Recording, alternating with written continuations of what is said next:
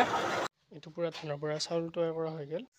আজি মই আপোনালোকক দেখাম ধানৰ পৰা চাউল কেনেকৈ তৈয়াৰ কৰা হয়। পুৰা চাই থাকক ভিডিঅ'টো। ফাৰ্ষ্ট প্ৰচেছটো হৈছে যোনটো ধানৰ পৰা চাউল তৈয়াৰ কৰা হ'ব। আগতে ধানটো এনেকৈ টিঙত বাকি ল'ব লাগিব। আৰু মিলটো কেনেকৈ চালোঁ, মিলটো ষ্টাৰ্ট কৰিব লাগিলে ফাৰ্ষ্ট এইটো গেং বুলি কয়, গেংটো এনেকৈ উঠাই ল'ব লাগিব। তাৰপিছত যোনটো এইটো আৰডাল আছে এইটো হৈছে ষ্টাৰ্ট কৰা। এইটো গাইছ এনেকৈ দিলে টানিলে মিল ষ্টাৰ্ট হৈ গ'ল। তাৰপিছত ইয়াতে এটা টিং দিব লাগিব। তাৰপিছত ইয়াৰে ধানবোৰ বাকি দিয়াৰ পিছত এনেকৈ লৈ এই বস্তুটো অলপ খুলি দিব লাগিব। তাৰপিছত এনেকৈ ধানটো ওলাব ষ্টাৰ্ট হৈ যাব।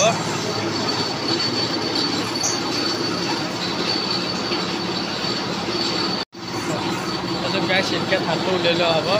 তাৰপিছত আকৌ ধানটো দিয়া হ'ব। নেক্সট টাইম আকৌ ধান আকৌ যিকেইটা একবাৰ কৰা হ'ল আকৌ একবাৰ দিব লাগিব।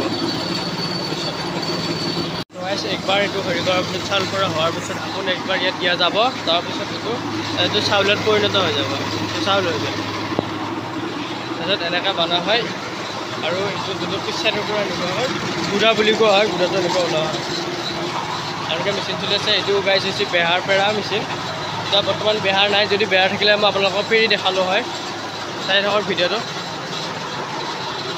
এইটো পুৰা ধানৰ পৰা চাউল তৈয়াৰ কৰা হৈ গ'ল। পুৰা এইটো হৈ গ'ল 2টা বস্তা।